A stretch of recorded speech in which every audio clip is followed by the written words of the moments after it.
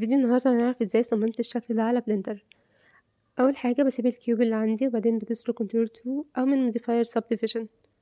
بدخل على ايديت مود واحدد الفيس اللي فوق وبقول حرف الاي وبعدين اي عشان يكون كأنه شكل الفنجان اللي عندي. بدوس اي وارفعه لفوق كمان شوية علشان كأنه المشروب اللي جوه الفنجان. بخرج برا الايديت مود وبعدل شوية من السكيل علشان يخليه كأنه شكل الفنجان. هرفع شوية الجزء ده من جي زد. انا عايز اخليه شكله كأنه مبالغ فيه. اخليه شوية سموث من هنا او من موديفاير. اعلي شوية الليفلز. هاجي اعمل ايد الفنجان من كيرف وبعدين باث. هدوس 7 عشان يعمل التوب فيو وبعدين edit مود واحدد النقط اللي عندي وابدا اعدل فيها زي الهلال اللي عملته قبل كده، بس هنا انا عايزه اخليه شكل ايد الفنجان. بروح من الدبث واعليها شويه من الجيومتري وبعدين هدخل تاني على edit مود واحدد اخر نقطتين واعمل alt s وبعدين بحدد النقط اللي عندي وبقول s عشان كأنها مسكت الفنجان. بخرج برا edit مود وبخرج برا السلاش واعمل r 90. تمام، برفعها لفوق شوية واخليها كأنها هي ماسكة في ايد الفنجان. ببدأ اعدل عليها اكتر بوضوح وهي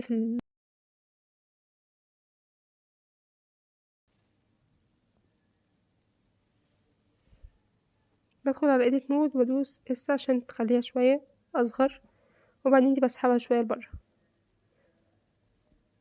ودوت كمان لبره.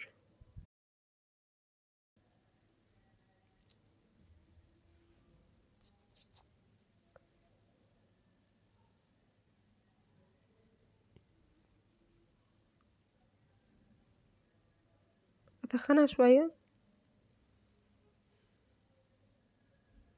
وهسحبها كمان شوية لبره وبس كده. هاخد منها نسخة واخليها كأنه هو البخار الموجود من شيفت دي واحطها فوق الفنجان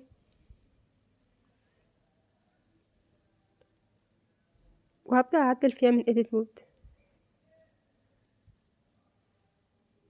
هسحب النقط عندي وبعدين هاخدها من اي وكأني برسم بيها شكل البخار اللي عندي. انا عملت من ايه وفضلت اسحبهم، انت ممكن تاخد من شيفت دي وتكررها كذا مرة. بدوس الت اس عشان تخليها شوية تخانة.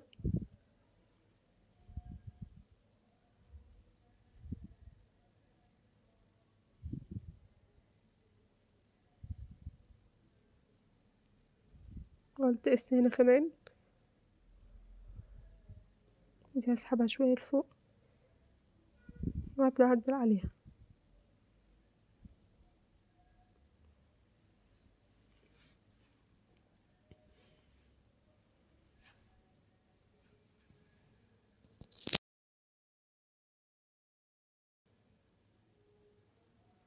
هرفعها شوية لفوق واجيبها كده شوية واعمل لها روتيت بسيط وانزل الجزء ده شوية لتحت اكتر.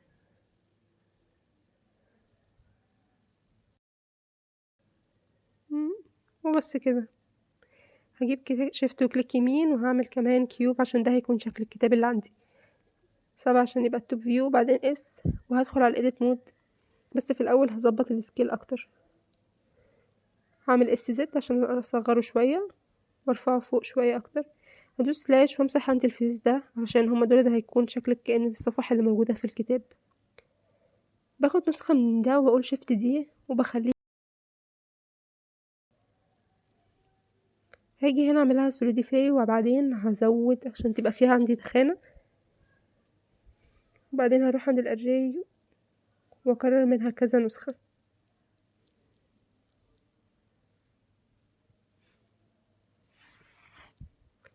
هكررهم في اتجاه الزد، طبعا براحتك على حسب العدد اللي انت عايزه.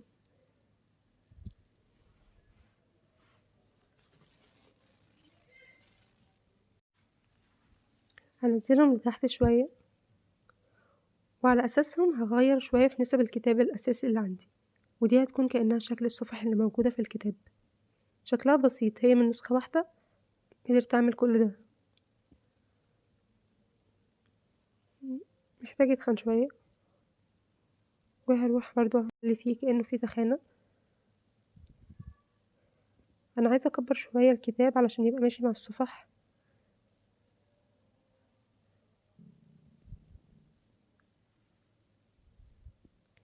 بدخل على edit mode واسحبه شوية لبره، Alt Z عشان يتحدد لي،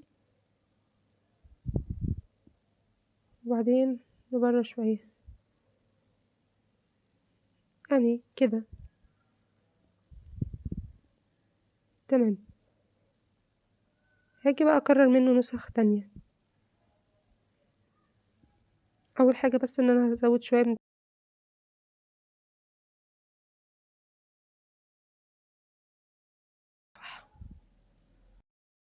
تمام كده.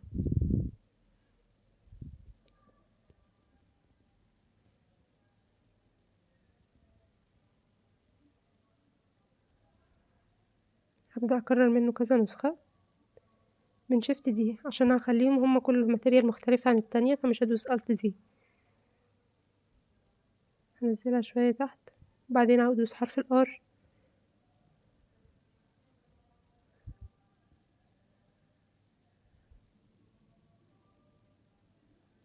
ودي برضو اعمل لها روتيت بسيط، وبس كده. دلوقتي بقى انا هنزل من الاسطوانة عشان اعمل القلم اللي عندي، بخليه مقاسه صغير جدا،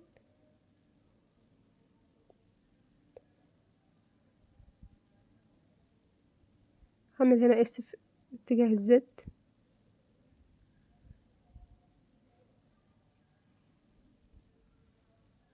بعدين R90،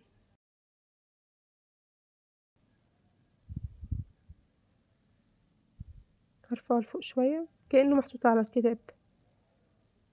هاجي ادخل على edit mode واحدد من Alt Z اخر جزء عندي عشان هو ده كأنه سن القلم، بقول ايه وبشدها لبره وبعدين اس وبصغر خالص، وبس كده. بخليها طبعا سموث.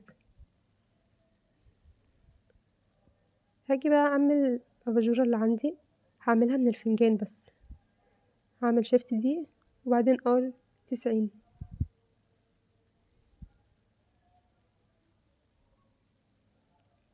عملت لها بس اس في اتجاه الواي.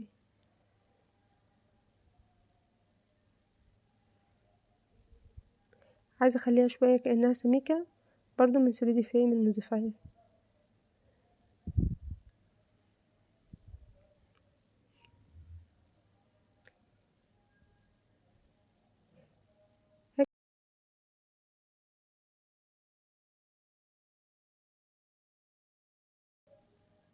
هفضل اعدل السكيل بتاعها، هعمل من ايد الاباجورة من هو برضو نفسها ايد الفنجان، واعمل R90 وابدأ اعدل عليها كأنها هي اللي ماسكة الاباجورة اللي عندي.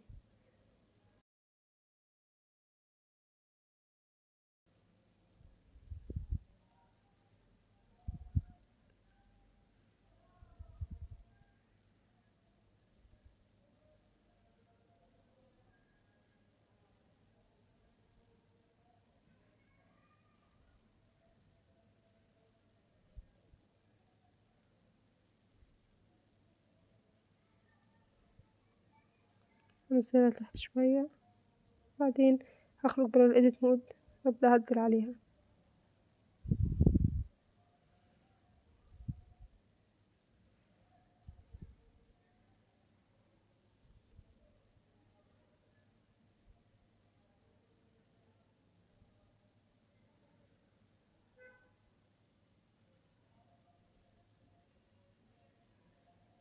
Alt S عشان ازود شوية تخانة، و Alt S برضو تحت، بعدين R، بعدين هسحبها شوية اليمين. هنا هنزل اسطوانة،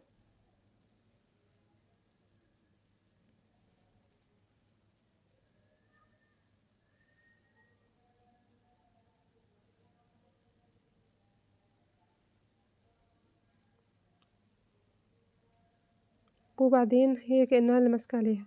هدخل على الايديت مود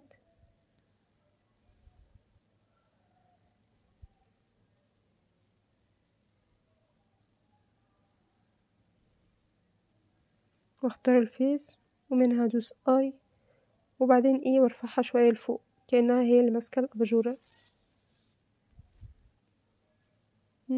وبس كده.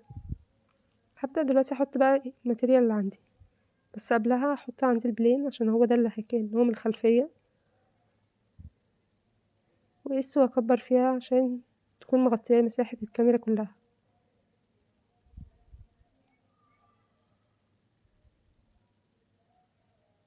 هبدأ احدد زاوية الكاميرا اللي انا عايزة اخدها منها،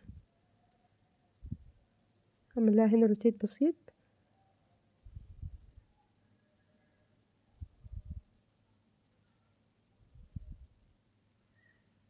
اعدد الكاميرا واقول جي وانزل تحت شوية عشان عايزة كل الاشكال تبقى باينة عندي. كبرت البلين علشان يكون مغطي هو الكاميرا باينة كل حاجة فيه. بعدين بقى هبدأ احط عندي الالوان، بحدد الفنجان وعايزة اخليه لونه بيج او بني.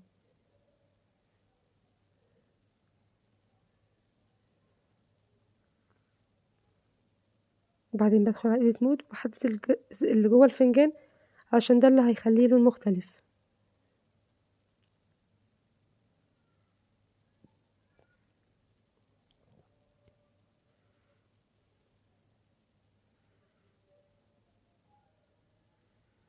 هحط لون البخار، انا هخلي الشكل ده في الفنجان مؤقت دلوقتي، بعدين هرجع اعدل عليه.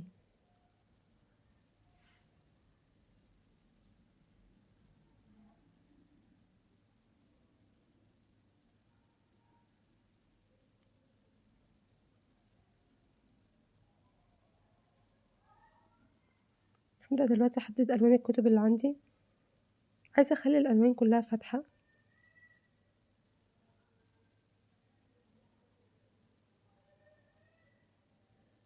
وده اخليه بامبا شوية. تمام كده، هاجي احط لون القلم وانا عايزة اخليه رمادي.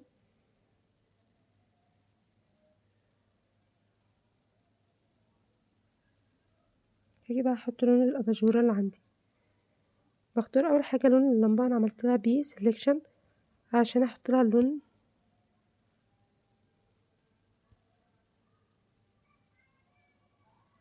اتأكدت انها متحددة لوحدها، وبعدين اخلي لونها اصفر.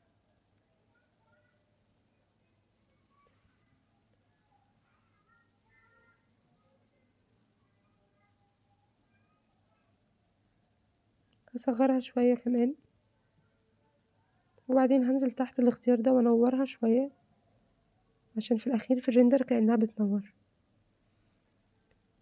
هعمل ايد الاباجورة،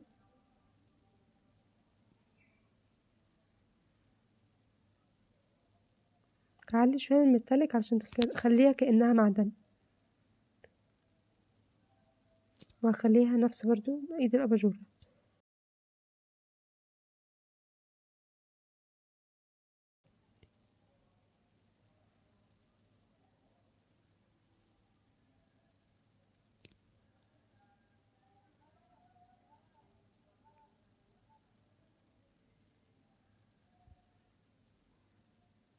كنترول ال ولينك ماتيريال. هبدأ بقى اعدل تاني على الفنجان اللي عندي،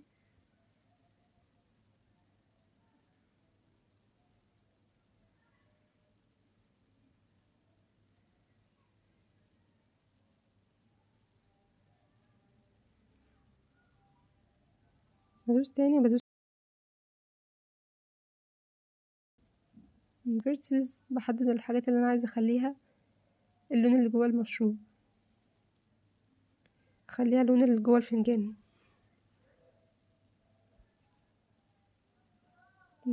ومنساش ان انا ادوس assign عشان تتحدد كده.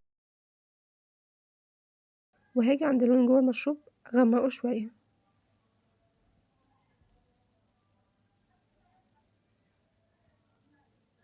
هاجي عند ايد الفنجان واخليها لون تاني، او هي خليها لون نفس لون الفنجان. كنترول ال لينك ماتيريال.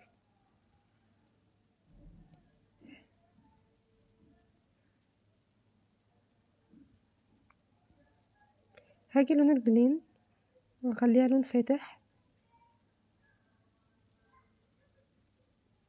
زي كده، افتحها شوية كمان، وبس كده.